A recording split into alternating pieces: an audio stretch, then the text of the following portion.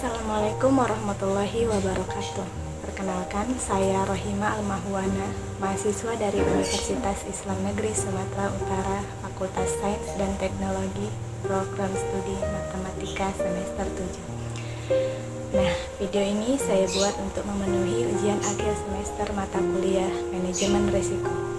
Di sini saya akan menjelaskan mengenai konsep pengukuran risiko. Nah, buat kalian yang ingin tahu apa itu konsep pengukuran risiko, tonton terus video ini ya, keep on watching.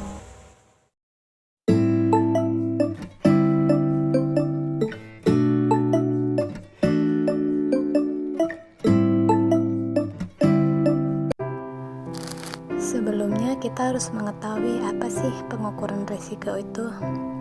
Jadi, pengukuran risiko adalah usaha untuk mengetahui besar kecilnya suatu risiko yang akan terjadi.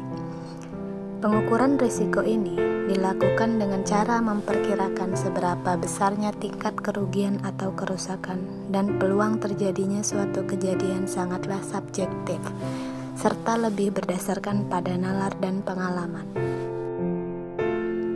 Sebelum kita ingin mengetahui apa konsep pengukuran risiko, terlebih dahulu, kita harus mengetahui apa sih manfaat pengukuran risiko dan apa kesulitan dalam pengukuran risiko itu. Jadi, ada dua manfaat pengukuran risiko. Yang pertama, menentukan kepentingan relatif dari suatu risiko yang dihadapi. Yang kedua, mendapatkan informasi yang sangat diperlukan oleh manajer risiko dalam upaya menentukan cara dan kombinasi yang dapat diterima paling baik dalam penggunaan sarana penanggulangan risiko. Selanjutnya, apa kesulitan dalam pengukuran risiko? Yaitu menentukan kemungkinan terjadi suatu risiko karena informasi statistik tidak selalu tersedia untuk beberapa risiko tertentu.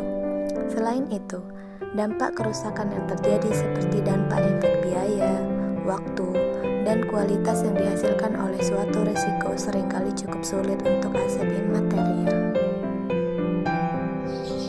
Pada konsep pengukuran risiko, keputusan penting yang harus dilakukan adalah oleh manajer keuangan atau CFO yang mencakup pada keputusan investasi dan pendanaan.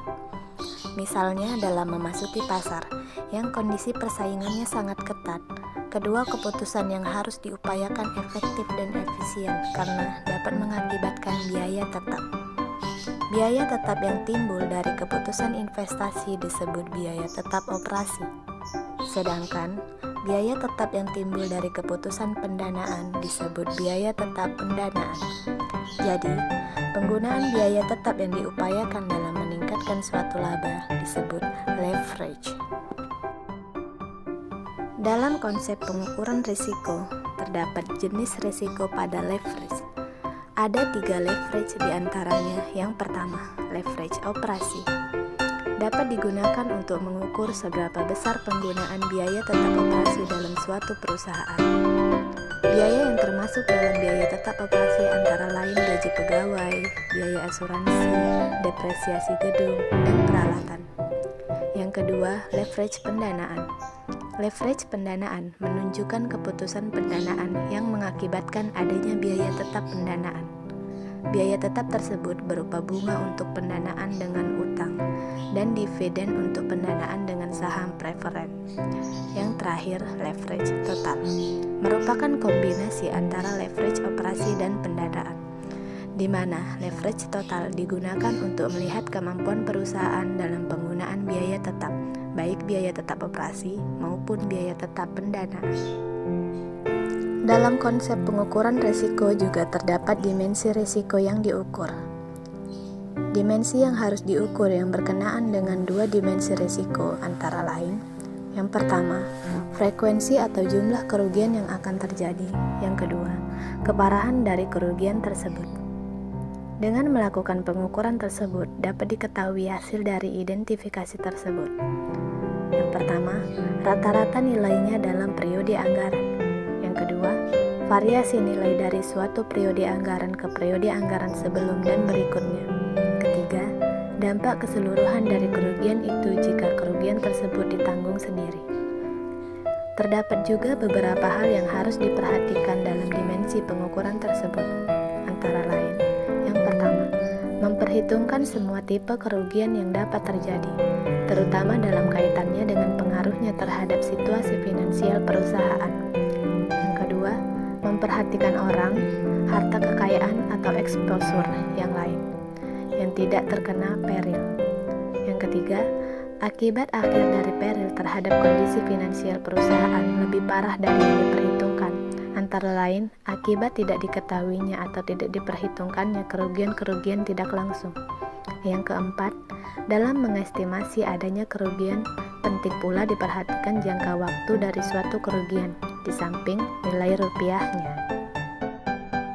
Nah, yang terakhir, di dalam konsep pengukuran risiko, kita dapat menentukan tingkat kerugian. Dalam menentukan keparahan kerugian, manajer harus berhati-hati untuk memasukkan semua kerugian yang mungkin dapat terjadi sebagai akibat peristiwa tertentu beserta dampaknya yang terakhir terhadap keuangan perusahaan yang bersangkutan. Kerugian rata-rata ini dapat dibandingkan dengan premi asuransi yang harus dibayar jika perusahaan itu meminta perlindungan asuransi. Nah, buat teman-teman, sekian dulu ya penjelasan dari saya mengenai konsep pengukuran risiko. Semoga kalian suka dan kalian mengerti dengan apa yang saya jelaskan. Terima kasih.